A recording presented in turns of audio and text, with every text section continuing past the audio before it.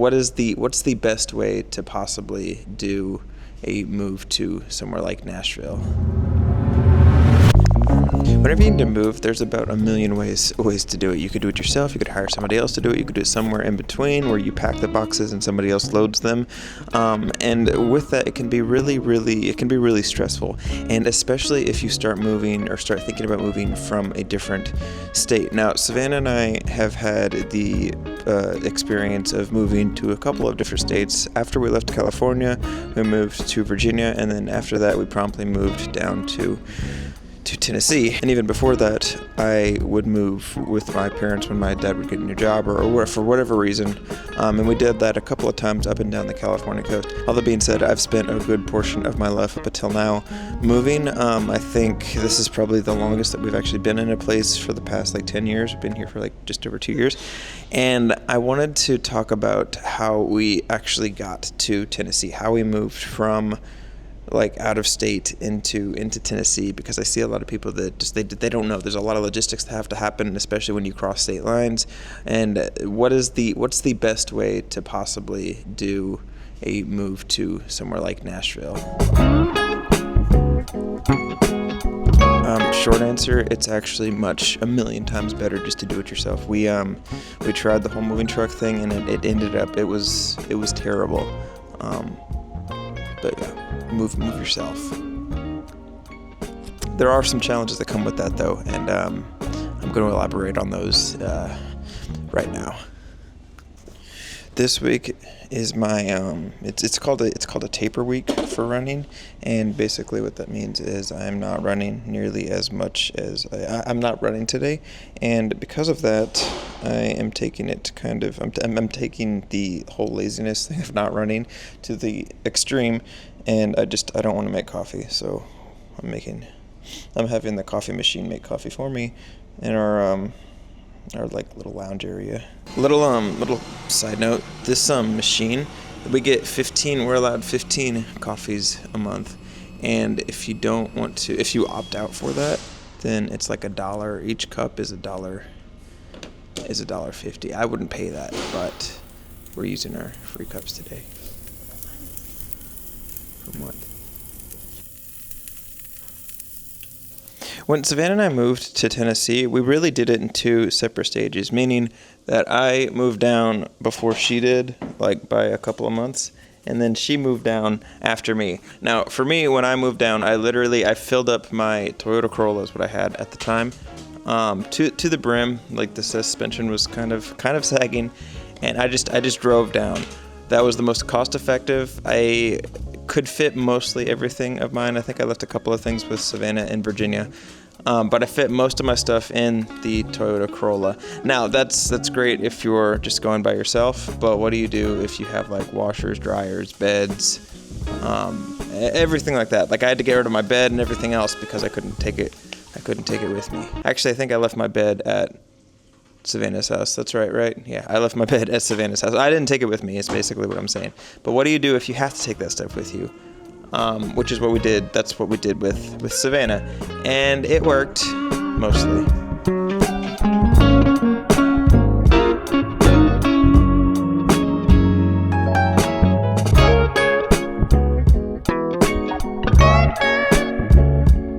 So I moved down to Nashville in 2019, just before all the craziness of 2020 happened. And Savannah was finishing up her degree at the university that we both went to that year. And then the plan was she was going to move down after that. And within that time of us being separated, Savannah would take regular trips down to Tennessee. And she was currently on one of those trips to visit me when all the craziness in 2020 happened. And Savannah's roommate at the time was a ICU nurse, and there was one point where Savannah's roommate texted Savannah saying hey, if you can, I wouldn't come home because she's just around all of the craziness, and she didn't know if it was going to be safe for Savannah to come back. So Savannah effectively moved in with me and my roommate at the time for 2 months. She was living in his spare bedroom, and we basically just occupied his house is what we did.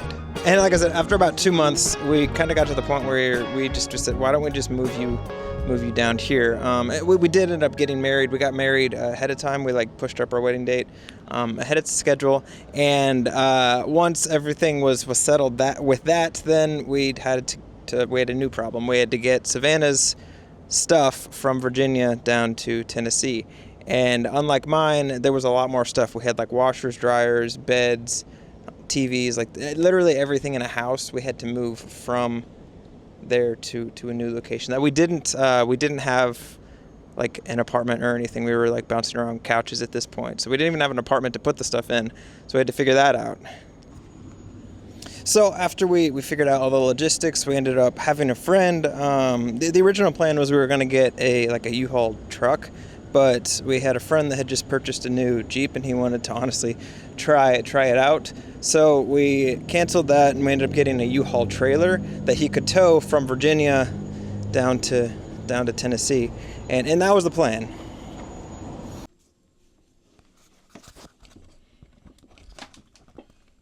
I just finished shooting a video for another YouTube channel, and that's why I'm in here. But anyway, back to my story. So we get on the road and we start driving in the U-Haul after we like cram everything in this like tiny little trailer. We actually ended up leaving a huge pile of stuff behind. Like on the curb. I think everybody's done that if they've moved out of any kind of house before. And we were charged for it from the city of Lynchburg, Virginia. Anyway, we get back, we get on the road, and everything's kind of going good for the most part.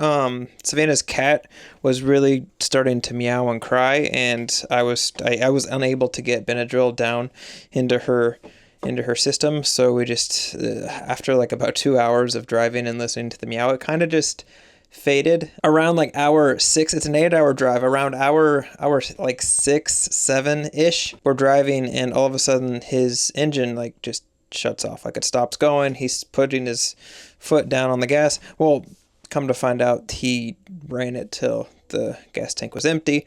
Luckily, we were in the exit lane, and we were able to just literally coast from the freeway up the exit straight into a gas station. Like, he literally said, like, well, looks like we're getting off here. I mentioned earlier in the video, we actually didn't have a house that we were taking all this stuff to. We were actually taking it to a storage unit in the town that we were thinking about staying. We get to the storage unit place, and we have a storage unit selected. It's an interior storage unit. The place is supposed to close at 7. We get there around like 6.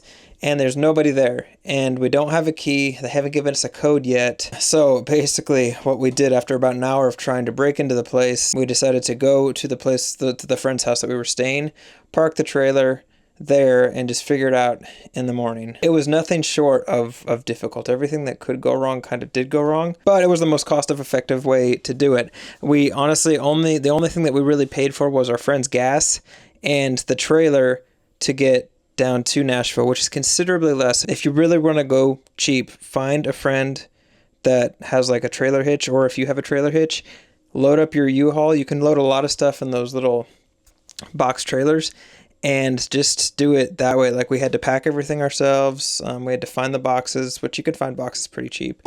Even if you have to pay for them, they're not super, super expensive. I'm a firm believer whenever you move somewhere that you should really keep your costs as low as you possibly can. That way, any unforeseen things can be like fixed. Yeah, that's basically it.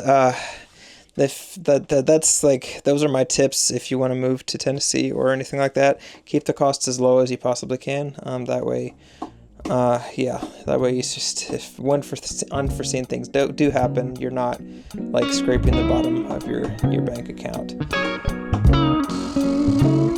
Okay.